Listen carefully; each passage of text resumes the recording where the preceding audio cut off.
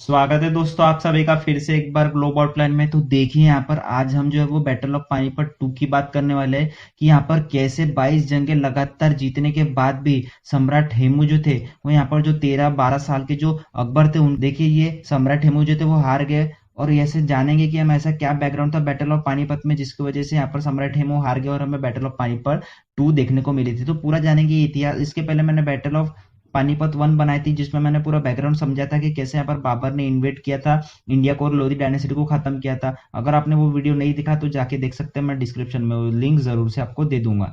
तो देखिए सबसे पहले ना चालू करते कि बैटल ऑफ पानीपत हुई किसके बीच में थी। तो देखिए सेकंड बैटल ऑफ पानीपत यहाँ पर अकबर उसी के साथ सम्राट हेमू के बीच में हुई थी। अब देखिए यहाँ पर हुई क्यों थी, तो इसकी बड़ी लंबी कहानी है। तो देखिए सबसे पहले ना मैं आपको बता देता हूँ कि ना बाबर ने सबसे पहले मुगल डायनेस्टी चालू की थी जहां पर इन्होंने लोधी डायनेस्टी को खत्म करके अपना शासन चलाया था। और ये पहले मुगल एम्परर थे जो दिल्ली सल्तनत के राजा बने थे। अब देखिए यहाँ पर बाबर की मृत्यु के बाद ना जाहिर सी बात है कि 1530 में बाबर की मृत्यु हो गई, जिसमें देखिए 1526 के बाद 4 साल ही इसने सिर्फ भारत पे राज करना चाहा और उसके बाद इनकी मृत्यु हो गई। अब देखिए बाबर की मृत्यु के बाद ना इनके जो सक्सेसर थे, मतलब इनके जो सबसे बड़े बेटे थे, उनका नाम था हुमायूं, जो यहाँ पर 22 साल की उम्र में ना दिल्ली के राजा बन गए। अब देखिए 22 साल की उम्र में ये बन तो गए, लेकिन देखिए इनको इतना कुछ नॉलेज था नहीं। सीधे सीधे बाबर की डेथ हो गई, इनके पिताजी की मृत्यु के बाद ये यहाँ पर मुगल सल्तनत के राजा बन गए। अब देखिए यहाँ पर बाबर ने ना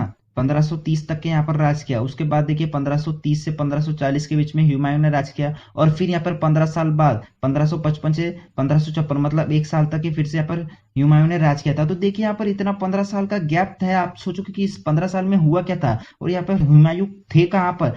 तो देखिए यहाँ पर ना बहुत लंबी कहानी है। तो सबसे पहले मैं आपको बता दूं कि जैसे ही यहाँ पर बाबर की मृत्यु हुई ना और वैसे हुमायूं बने, तो यहाँ पर सबकी नजर तो दिल्ली सल्तनत पे थी। अब मैं ऐसा क्यों कह रहा हूँ, तो देखिए यहाँ पर क्योंकि हुमायूं जो थे वो इतने अच्छे थे नहीं वारफेयर टेक्निक्स में, या फिर उनको इतना गद्दी संभालना आता था नहीं।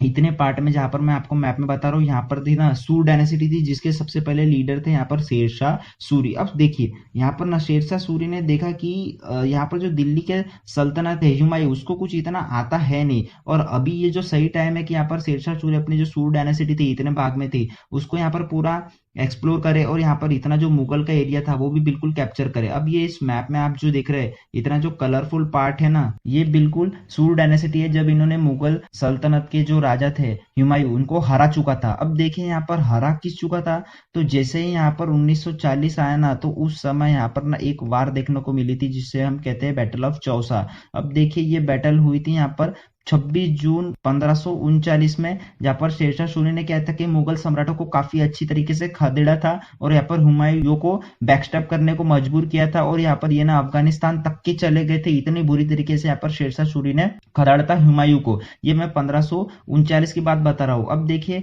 1539 आने के बाद ना हुमायूं को पता चल गया है कि देखिए शेरशाह सूरी को हराना इतना आसान नहीं होगा, तो ये पहुंच गए अपने भाइयों के पास। अब देखिए भाइयों से इन्होंने ना बिल्कुल अपनी मदद मांगी कि देखिए यहाँ पर हुमायूं के 4 भाई थे, उसमें से थे अक्सारी मिर्जा, खलील मिर्जा, हिंदल मिर्जा और कमरान मिर्जा। अब देखिए कमरान मिर्जा ने क्या किया था, हुमायूं को मदद करने से बिल्कुल मना कर दिया था, अपने सोल्जर हुमायूं को नहीं भेजे थे। अब ये कमरान मिर्जन कौन थे, अब देखिए ये कमरान मिर्जन जो थे वो काबुल और कंदहार का जो रीजन थे वो होल्ड करके बैठे थे, वहां अपना शासन चला रहे थे। वही हिंदल मिर्जा जो थे वो क्या थे, वो जो है वो अलवर और मालवा का जो रीजन है वो संभाल के बैठे थे। तो देखिए हिंदल मिर्जा जो थे वो ना राजी हो गए हुमायूं के साथ कि देखिए आपके साथ जो हुआ है या फिर शेरशाह सूरी ने आपके साथ जो किया है उसके हम सख्त खिलाफ है और मैं अपना जो सेना है वो हुमायूं को बिल्कुल दे दूंगा। जबकि यहाँ पर कमरान मिर्जा ने मना कर दिया था। अब देखिए इन्होंने मना क्यों किया, तो देखिए इनका ऐसा मानना था कि यहाँ पर जो हुमायूं बने हैं दिल्ली सल्तनत के राजा उसकी जगह ना मुझे बनना चाहिए। और देखिए यहाँ पर काफी समय तक के कमरान मिर्जन जो थे वो यहाँ पर हुमायूं के खिलाफ भी थे और हुमायूं के काफी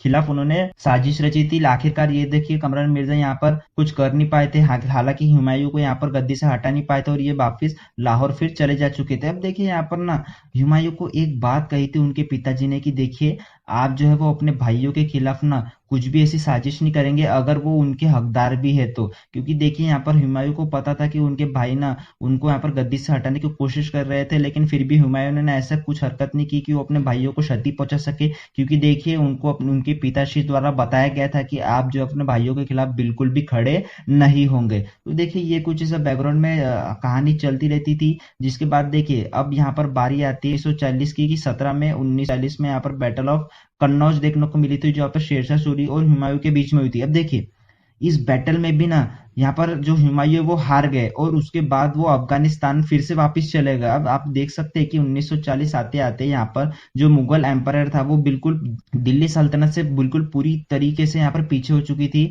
अब यहाँ पर बारी थी शेरशाह सूरी की। अब देखिए जैसे ही शेरशाह सूरी आए ना, तो यहाँ पर सूर डायनेस्टी का ना फिर से ऐसा जैसे चालू होने के पहले ही ना इनका खत्म होने का सम्राट ऐसा निकट आ चुका था। अब मैं ऐसा क्यों कह रहा हूँ, तो देखिए यहाँ पर इतना जो एरिया था सूर डायनेस्टी जिन्होंने कब्जा चुका था मुगल सम्राट हुमायूं को हरा के, तो यहाँ पर ना 1545 में यहाँ पर क्या होता है कि शेरशाह सूरी की मृत्यु हो जाती है। जिसके बाद उनके जो बेटे हैं, अब उनके बेटे कौन, इस्लाम शाह सूरी, इन्होंने यहाँ पर शासन संभाला। अब देखिए 10 साल बाद मतलब पहले 1554 में जो इस्लाम शाह सूरी उनकी भी मृत्यु हो जाती है और उनके बाद ना यहाँ पर बिल्कुल पावर स्ट्रगल हो जाती है। देखिए दो यहाँ पर राजा होने के बाद, एक तो शेरशाह सूरी, उसके बाद इस्लाम शाह सूरी, उसके बाद यहाँ पर कंटिन्यूस पावर स्ट्रगल हो जाता है। अब देखिए इस्लाम शाह सूरी का जो 12 साल का बेटा था जिसका नाम था फिरोज खान, उसको कहीं ना कहीं उनके मामा के द्वारा मार दिया गया था। क्यों? क्योंकि उनको यहाँ पर सूर डायनेस्टी का राजा बनना था। अब देखिए यहाँ पर जो मामा थे उनका नाम था यहाँ पर अब्दाल शाह सूरी। अब देखिए अब्दाल शाह सूरी ने क्या किया, यहाँ पर दिल्ली सल्तनत में राज किया। अब देखिए ये जो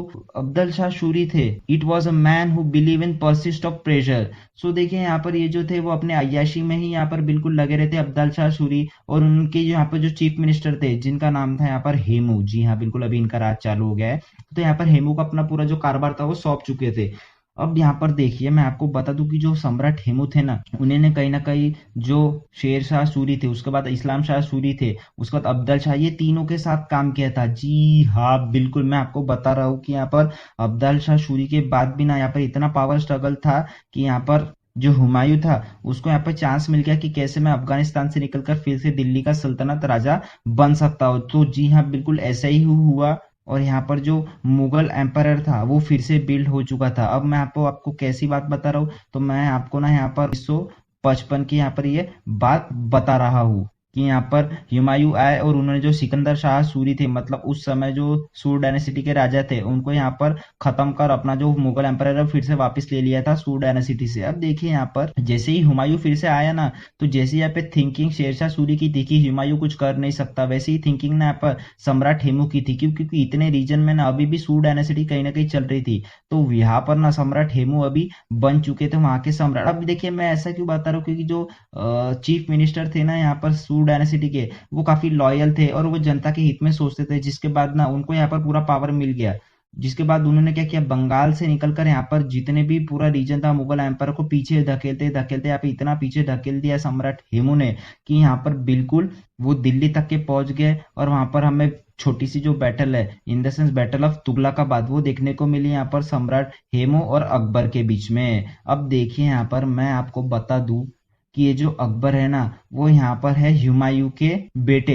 अब देखिए यहाँ पर शेरशाह सूरी ने अकबर को ही क्यों चुना। अब मैं आपको बता दूं कि जो मुगल एम्पायर यहाँ पर हुमायूं ने बना चुका था ना, यहाँ पर जो सिकंदर शाह सूरी उनको हराकर, तो देखिए यहाँ पर 1556 में ना यहाँ पर हुमायूं की मृत्यु हो गई। जिसके बाद उनका जो 12 साल का बेटा था अकबर, उन्होंने ये गद्दी संभाली। अब देखिए तभी से यहाँ पर सम्राट हेमू को लग गया था कि अभी हमें जो है वो ये मुगल एम्पायर फिर से अपने हत्थे लेना चाहिए, जिसके चलते हमें बैटल ऑफ तुगलकाबाद देखने को मिली। अब देखिए यहाँ पर ये कंटिन्यूस बंगाल से निकल के जो सम्राट हेमू ने अकबर को चेस किया था ना पीछे दिल्ली तक के, तो ये बात देखिए इतनी खतरनाक साबित हुई अकबर के लिए कि जैसे ये तुगलकाबाद में पहुंचे ना, तो अकबर बुरी तरीके से डर चुके थे। और उनके जो कमांडर इन चीफ होते हैं, उन्होंने भी यहाँ पर ये सेम अकबर को बताया था कि देखिए जैसे हमने हुमायूं को अफगानिस्तान भेजा था वापिस, आपको भी हम अफगानिस्तान भेजने की यहाँ पर तैयारी कर रहे हैं कि अगर सम्राट हेमू गलती से भी दिल्ली के अंदर एंटर हो गए तो देखिए यहाँ पर अकबर का बच पाना बिल्कुल मुश्किल होता। हालांकि ये जब 12 से 13 साल के ही थे।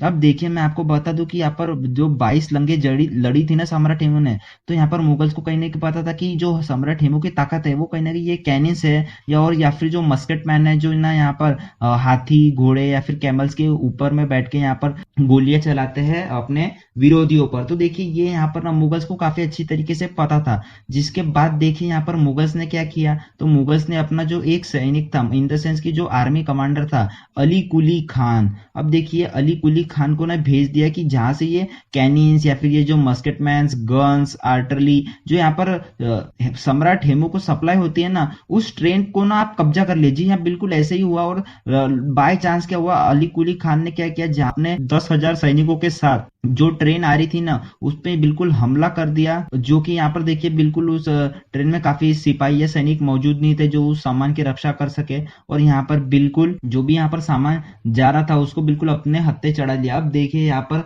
सम्राट हेमू के पास ना तोपे थी, ना गन्स थे, ना गनमैन्स थे, क्योंकि जो ये पूरा जो सामान आ रहा था ना, जो सम्राट हेमू तक के पहुंचना था, वो कहीं ना कहीं पहुंचा ही नहीं और मुगल्स के हाथ में वो लग गया। अब देखिए यही यहाँ पर काफी ज्यादा टर्निंग पॉइंट यहाँ पर माना जाता है कि यहाँ पर सम्राट हेमू जो है वो यहाँ पर पानीपत का दूसरा युद्ध हार गए। अब देखिए यहाँ पर हारे क्यों, जबकि यहाँ पर मैं बता दूं कि जो यहाँ पर सम्राट हेमू के पास ना कहीं 30,000 की सेना थी और मुगलों के पास सिर्फ 10,000 या 15,000 की सेना थी। तो मैं आपको बता दूं, देखिए ये है मैदान पानीपत का, जहाँ पर ये रहे सम्राट हेमू और यहाँ पर ये रहे 12-13 साल के अकबर, जो यहाँ पर किसके साथ लड़ रहे थे, तो उनके साथ थे यहाँ पर कहीं ना कहीं बैरम खान।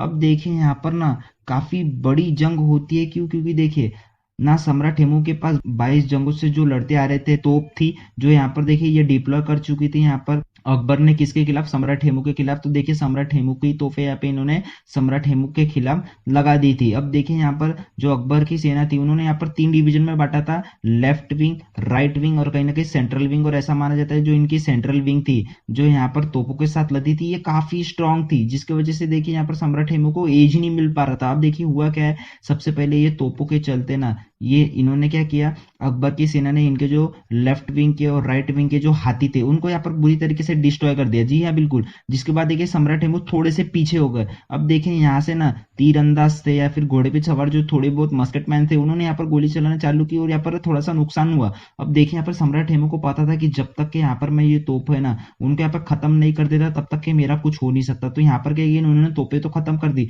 उसके साथ साथ जो इनका सेंट्रल स्ट्रॉन्ग विंग था ना वहां पर सम्राट हेमू ने क्या किया है, इनको ना बिल्कुल एनसर्कल कर लिया, मतलब गोल गोल घेर लिया। अब देखिए यहाँ पर क्या होता है कि जैसे ही इनको गोल गोल घेरा ना, तब यहाँ पर सम्राट हेमू सामने आया और ऐसा माना जाता है कि तब यहाँ पे जीत सुनिश्चित होने वाली थी, क्योंकि अकबर भी यहाँ पर सेंट्रल विंग में ही बैठे थे बैरम खान के साथ। अब देखिए तभी अचानक कोई उड़ता तीर यहाँ से सम्राट हेमू को लग जाता है, जो यहाँ पर मुगल के कोई ऑर्डिनरी सैनिक ने चलाया था, और यहाँ पर सम्राट हेमू नीचे गिर पड़ते अपने हाथी से। अब देखिए तभी ना इनके जो आर्मी वगैरह थे तो उनमें भगदड़ चल मच पड़ती है कि कैसे यहाँ पर हमारा लीडर जो है वो गिर चुका है, और तभी यहाँ पर सम्राट हेमू जो है वो यहाँ पर वीर गति को प्राप्त हो जाते हैं। तो देखिए उसके बाद ना यहाँ पर जो 12 साल के अकबर थे, इसलिए इस प्रकार से वो जंग जीत गए थे और यहाँ पर जो पूरा रीजन था मुगल एम्परर फिर से यहाँ पर इंडिया पे राज करने चालू हो जाता है। तो देखिए इस प्रकार से था कि कुछ कैसे यहाँ पर पानीपत की दूसरी जंग हुई थी और यहाँ पर सम्राट हेमू जो थे वो 30,000 सैनिक के साथ साथ यहाँ पर हार गए